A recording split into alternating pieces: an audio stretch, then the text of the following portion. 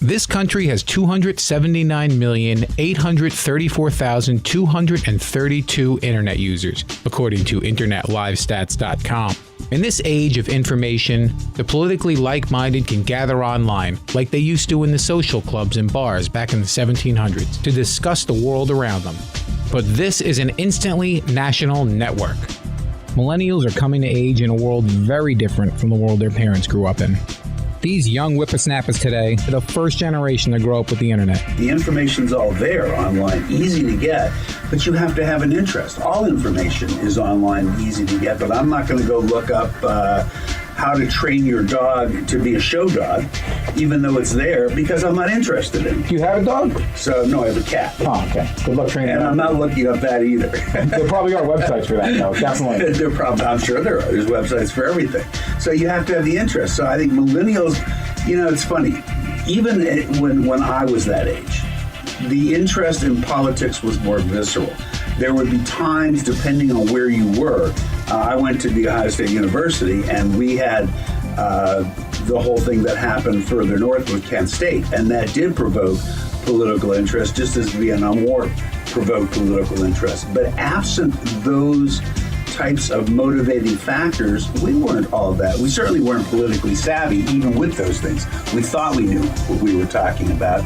We didn't really go and do homework to find out that. What we were really railing against was the possibility of being drafted and having to go to war. So millennials are the first generation to have any answer they want at their fingertips. I mean, they can Google how far Saturn is. They can Google how many films has this actor done. Do you think we're using all this knowledge at our fingertips? Are we using it wisely?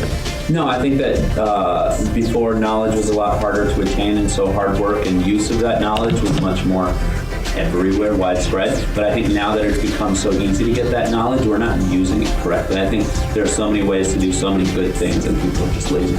In this new era, there is no reason not to be informed. People can creep on their ex-girlfriends on the morning commute, text while driving, and with 2 minutes of Googling, find out who they can vote for in the next election. If they can find time between sitting on the toilet playing Angry Birds and, hell yes! According to the Pew Research Center's Millennials in Adulthood study, 81% of millennials are on Facebook.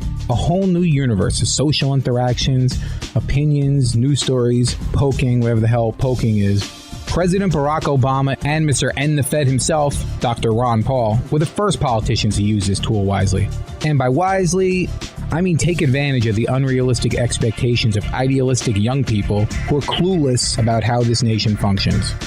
Social media can make us do some crazy things to be part of the group. From the Ice Bucket Challenge, dumping water on your head to help others, to carrying out lone wolf terrorist attacks because some jerk-off in the Middle East wants you to do your part for the Islamic State.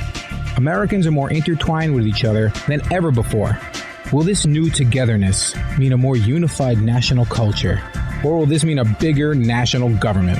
Ask a millennial and most of them will tell you, I'm just not into politics and stuff. I don't like the vibe I get from politics, man. But ask them about changing the world, they won't shut up. They want to do their part to change women's rights in Iran, but they have no idea who makes the laws in their own hometown. They'll lecture you about war in Africa and carbon emissions, but couldn't tell you who their congressman is. You might feel in touch with the rest of the world because you saw it on TV or retweeted Bring Back Our Girls. But don't forget about the things that directly affect you.